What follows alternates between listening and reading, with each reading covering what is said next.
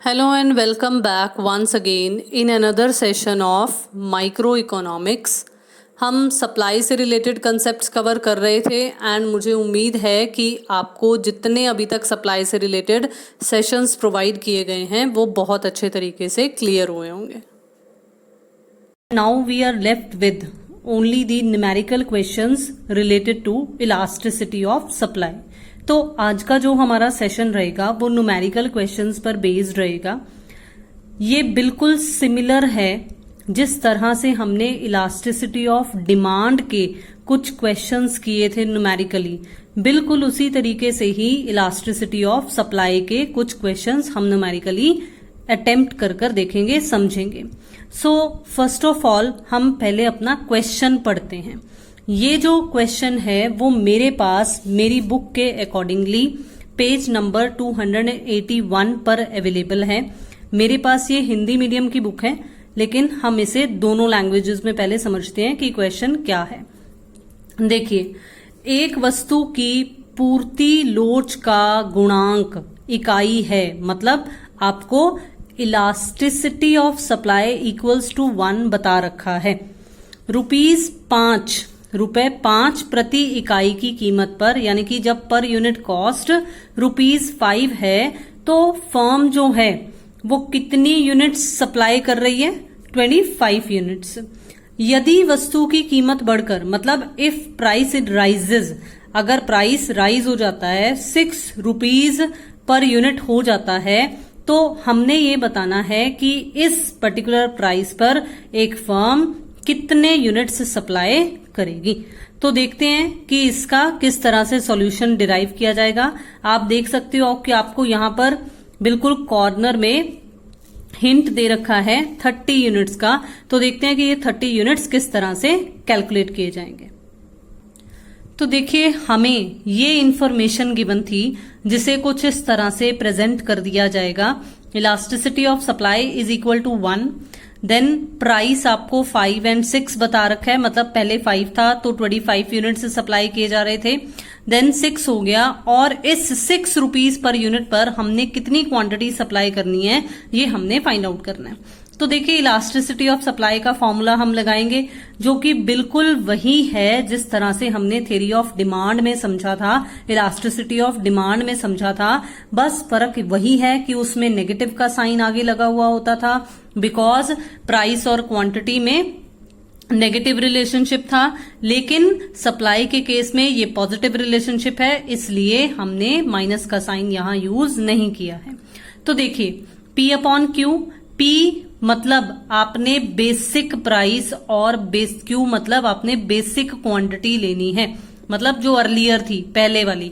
तो देखो, ये रहा 5 जो कि P है, और ये रहा 25 जो कि Q है। हम इसे P0 या Q0 भी बोल सकते हैं। बिल्कुल इसी तरीके से देखिए, change in quantity, change in price. तो देखिए, चेंज इन क्वांटिटी कितना है?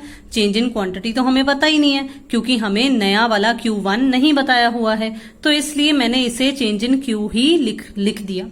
देन देखिए, change in price, change in price 5 से 6 हो रहा है, दैट मीन्स ₹1 का चेंज है। ये किस तरह से कैलकुलेट किया जाता है? न्यू वाले में से ओल्ड वाला माइनस कर, ठीक है। तो चेंज इन Q कितना निकल आएगा? डेल्टा Q हमारे पास 5 निकल आएगा।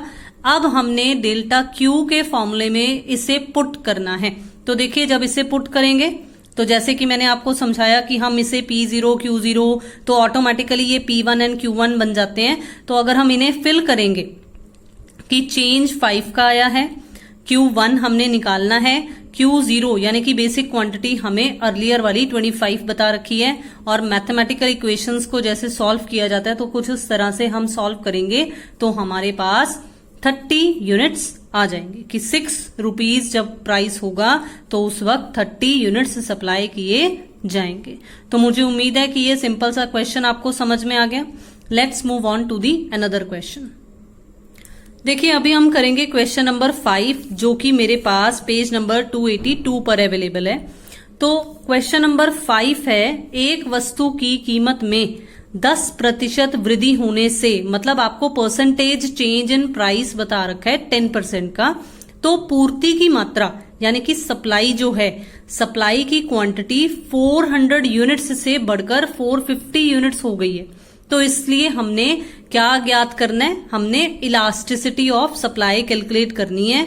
और फिर हमसे ये भी पूछा गया है कि क्या इस वस्तु की पूर्ति लोचदार है, मतलब क्या इलास्टिक है या नहीं। तो देखो, अगर आपको थ्योरेटिकल कंसेप्ट्स याद हो तो हमने ये पढ़ा था कि अगर मोर देन वन आंसर आता है तो उसे मोर देन यूनिटरी इलास्टिक या सिंपल इलास्टिक भी बोल दिया जाता है। तो हमने जस्ट यही देखना है कि हमें जो यहां पर इलास्टिसिटी ऑफ सप्लाई निकलेगी, क्या वो 1 से ज्यादा है। अगर वो 1 से ज्यादा होगी तो दैट मीन्स सप्लाई इलास्टिक है, यानी कि पूर्ति लोचदार है। तो आप आंसर नोट कर लीजिए। अब हम देखते हैं कि ये किस तरह से कैलकुलेट किया जाएगा। देखिए, परसेंटेज चेंज इन प्राइस आपको गिवन है। आप percentage change in quantity supplied calculate करोगे, और वो कैसे कैलकुलेट किया जाएगा। देखो, जो आपको चेंज निकला, देखो हमें क्या गिवन था कि पहले 400 यूनिट्स देन 450 यूनिट्स, यही दिया हुआ था ना कि 400 से बढ़कर 450 हो गई है। तो आप अगर इसका चेंज परसेंटेज की फॉर्म में कैलकुलेट करना चाहो तो वो कुछ इस तरह से कैलकुलेट हो सकता है, जो कि हमने जब इस फॉर्मूले के हेल्प से हमने ये P/Q मल्टीप्लाई डेल्टा Q/डेल्टा P वाला फॉर्मूला डिराइव किया था। जैसे डिमांड के केस में, इलास्टिसिटी ऑफ डिमांड के केस में भी ये डेरिवेशन हमने सीखी हुई है, बिल्कुल इसी तरीके से सप्लाई के केस में भी हमने ये देखा था। तो इस फॉर्मूले को किस तरह से हमने कन्वर्ट किया था इस फॉर्मूले में, तो हमने बेसिकली सबसे पहले percentage change in quantity supplied का ये फॉर्मूला यूज किया था, जो कि कुछ इस तरह से था, Q1 minus Q0 divided by Q0। तो देखो हमने यही किया हुआ है, जो चेंज है 50 का वो, और नीचे डिनोमिनेटर में क्या रखा है, जो बेसिक क्वांटिटी थी। तो बेसिक क्वांटिटी 400 थी, तो ये परसेंटेज चेंज निकल आएगा एंड इट विल बी 12.5%।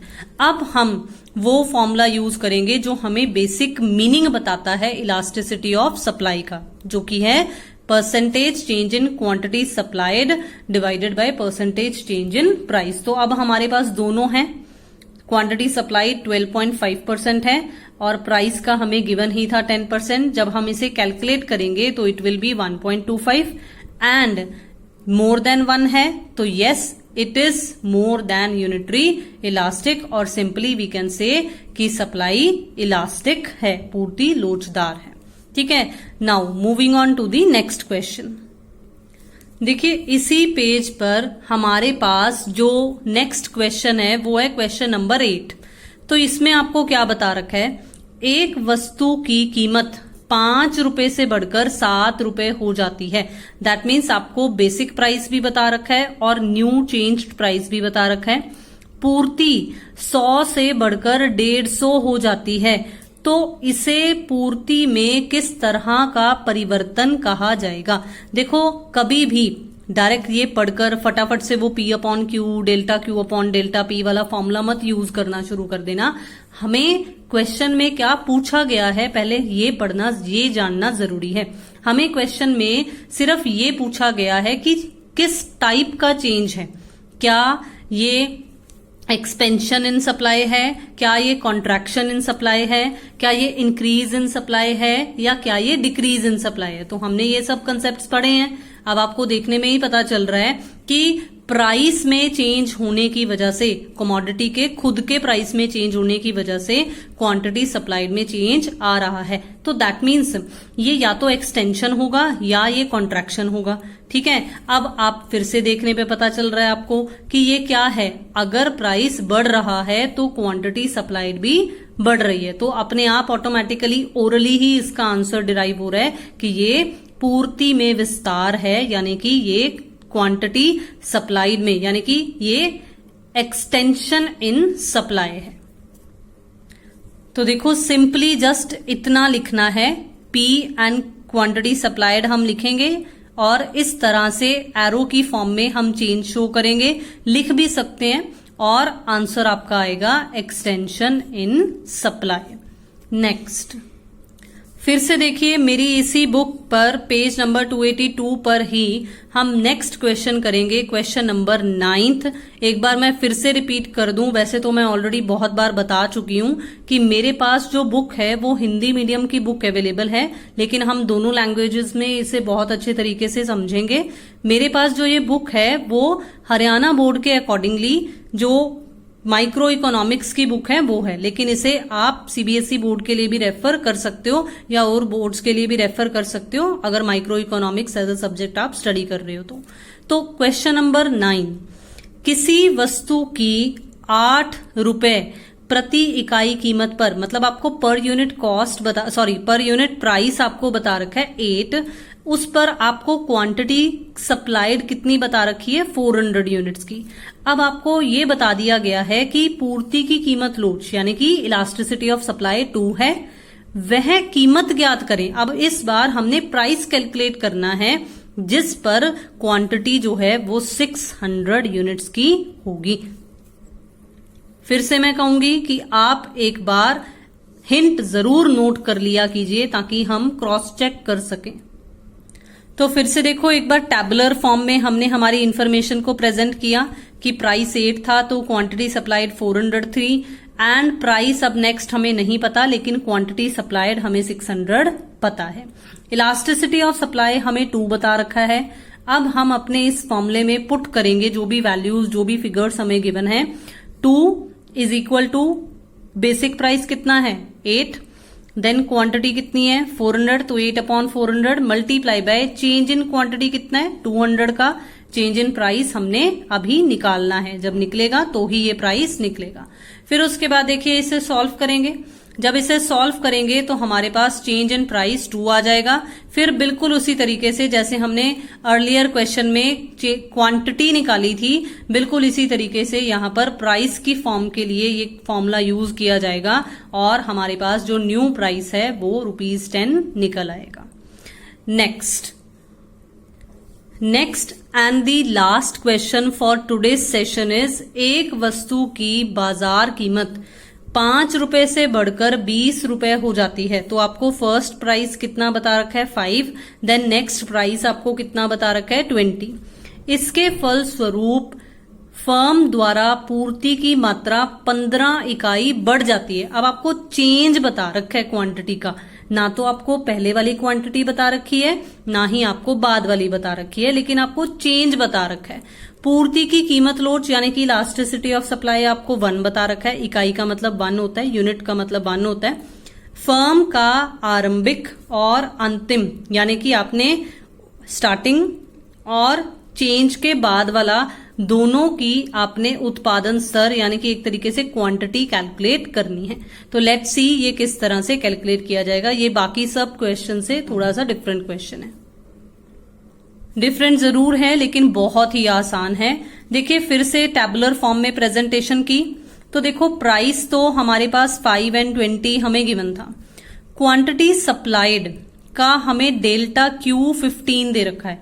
तो इसे थोड़ा सा सेग्रीगेट कर थोड़ा सा डिवाइड कर समझिए कि अगर हम क्वांटिटी सप्लाइड में से बेसिक क्वांटिटी को X मान लेते हैं तो इसका मतलब जो प्राइस में चेंज आने की वजह से नई क्वांटिटी होगी वो 15 यूनिट्स ज्यादा होगी ना, तो ये x + 15 बन जाएगा। बस इसी पर ही हमारा ये सारा क्वेश्चन बेस्ड है। अब हमने क्या करना है, इलास्टिसिटी ऑफ सप्लाई हमें 1 गिवन थी, हमने इस फॉर्मूले में अपनी जो वैल्यूज हैं उन्हें पुट कर देना है। जब हम वैल्यूज पुट करेंगे तो फर्स्ट ऑफ ऑल हमें x की वैल्यू पता चलेगी। देखो इलास्टिसिटी 1 थी, बेसिक प्राइस 5, क्वांटिटी हमने x मानी थी बेसिक, देन चेंज हमें 15 का बता रखा है और प्राइस का चेंज भी हमें देखने में पता चला 15 ही है। तो इसे कैलकुलेट किया तो x की वैल्यू हमारे पास 5 निकल आई। बस अब जस्ट हमने फिल करनी है कि Q0 यानी कि बेसिक क्वांटिटी प्रारंभिक वाली या हमारी स्टार्टिंग वाली जो आउटपुट था वो 5 यूनिट्स है और 15 जब ऐड कर देंगे तो हमारे पास नेक्स्ट जो है वो 20 यूनिट्स निकल आएगा। So that's all for today's session. मुझे उम्मीद है कि आपको इलास्टिसिटी ऑफ सप्लाई के भी ये जो प्रैक्टिकल क्वेश्चंस, न्यूमेरिकल क्वेश्चंस आपको करवाए गए हैं ये भी बहुत अच्छे तरीके से आपको क्लियर हुए होंगे। जल्दी से चैनल को सब्सक्राइब कीजिए अगर आपने अभी तक सब्सक्राइब नहीं किया है। शेयर कीजिए वीडियोस को, लाइक कीजिए वीडियोस को। Thank you so much for watching. Please share your views also and have a nice day.